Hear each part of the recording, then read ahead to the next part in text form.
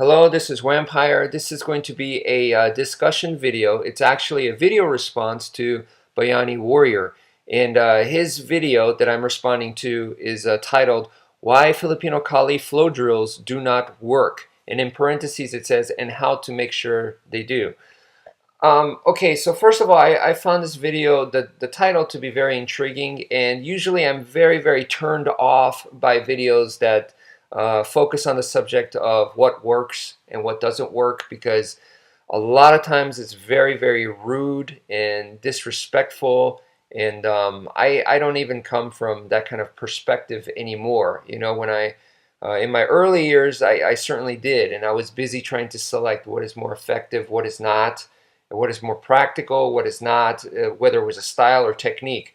But I've really moved away from that because just understanding that, and that it really comes down to your training, and that's what I like to do. I'd like to put the responsibility to you and your training rather than attack the style and the technique. All right, so that's all I'm doing.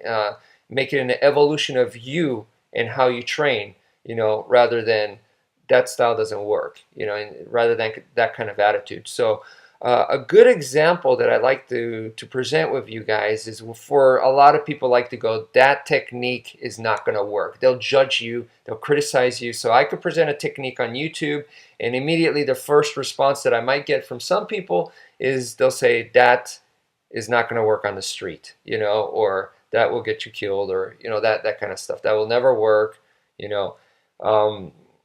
So anyway, what I like to, a good example I'd like to say is, let's talk about a style that is considered highly effective by a lot of people, not by everyone, of course.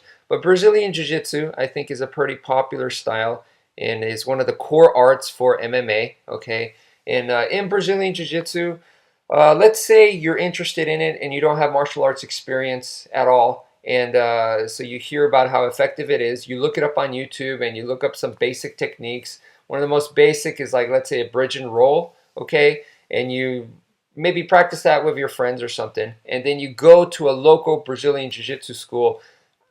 Guarantee you it's not going to work. I guarantee you're going to get killed, okay? The thing is, though, at that point, you're probably going to say to yourself, I'm a beginner. That's why it doesn't work. You're not going to doubt the style or the technique, all right? And one of the big problems that I have is when it comes to other martial arts that are usually highly criticized, like Sistema, Aikido, and Wing Chun, all right?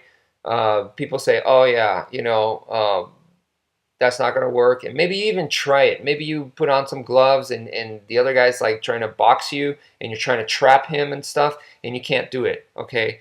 And instead of going, well, it's because I'm a beginner, you know, you might go, or other people will go, well, you see, it doesn't work. There's something wrong with the style. There's something wrong with the technique, all right, because it's not realistic.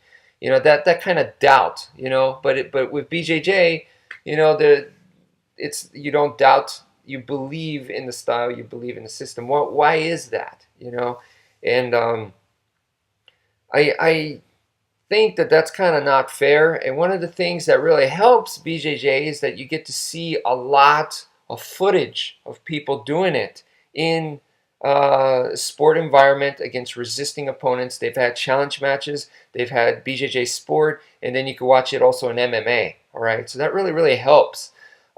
With the Filipino martial arts, I think one of the sources that I really enjoyed studying, and I feel is a very good source, is the Dog Brothers martial arts. Okay, and also you'll see some people just duking it out with the sticks. Maybe they'll have equipment on, and sometimes not that much. It's kind of scary, but you can watch that, and that should help you out. But okay, so anyway, let's say you're that guy interested in BJJ. You learned the bridge and roll technique. You tried it at a local school, was not able to do it at all, and you say to yourself, it's because I'm a beginner.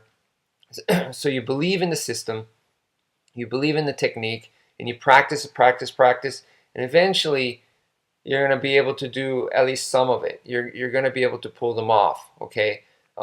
Maybe against only certain types of people, all right? maybe only against beginners, but you'll start to see that it progresses. Okay, it evolves. The reason why it does that is because you go in there and your knowledge starts increasing, period. I think you start learning and just your overall knowledge, and you get drills, you practice, okay? So you're getting tons of repetitions. And then there's a lot of sparring that's going on, okay? I'd say about 30% of the class time in a Brazilian jiu-jitsu school, maybe even higher, is sparring time. And every time you go to class, you spar. So there's lots of sparring, okay? Um, when you look at maybe like in the Filipino martial arts with the flow drills and stuff, the sparring time is not there, okay? So in order for the techniques to get a higher percentage rate of working, okay, I believe you have to put in more sparring time, or you have to put in sparring time, period, okay? So that is what's missing. So instead of saying that's what's missing, they're messed up, that stuff doesn't work, no, it's saying that that's what you need to put in, you know. So once you put in that amount of effort where you're actually are sparring with different types of people, and you are sparring on a consistent daily or weekly basis, and it is like 30% or higher of your class time, all right, then but you still don't go, this works, this doesn't work. You start to go, okay, I can make it work if I do it this way, or I think I'm starting to get the hang of it. See, the attitude is totally different. The attitude is totally different. So that's why I really don't like the attitude or the perspective of looking at a technique of does it work or it doesn't work. Um, so anyway, to me, it's all about your training, how you're training, and how you are evolving. Because in MMA, I think people in the very beginning, back when it was NHB, people understood it was style versus style. But then eventually, it wasn't style versus style. It was about evolving yourself. So you had some guys. I think a lot of people actually misunderstood MMA, and they think it's like, okay, I just need to mix the right arts. Okay, I need to mix boxing with wrestling and BJJ and Muay Thai, and then I'll be fine. You could do all that, and you could still be very poor. You could still be bad in performance. You could still get beat up pretty bad. All right, there. You cannot hide behind those styles. All right, and then maybe you get a guy who all he does is boxing. All right, or he comes from a very strong boxing background, but if he has faced wrestlers, if he has faced kickboxers, if he has faced Brazilian Jiu-Jitsu guys that are really good at submissions, he has fought all those guys, he's going to learn from that. And hopefully if he does it, learn and evolve from that, now you got an evolved individual, all right? And I believe that's what really it's about. It's not necessarily about mixing styles. It's about you evolving. Your training becomes better and better, all right? So I'd like to have the same attitude with martial arts, so you look at your own style, whatever it is, and then you go, how can I make this a little bit more realistic? All right. And then what can I do?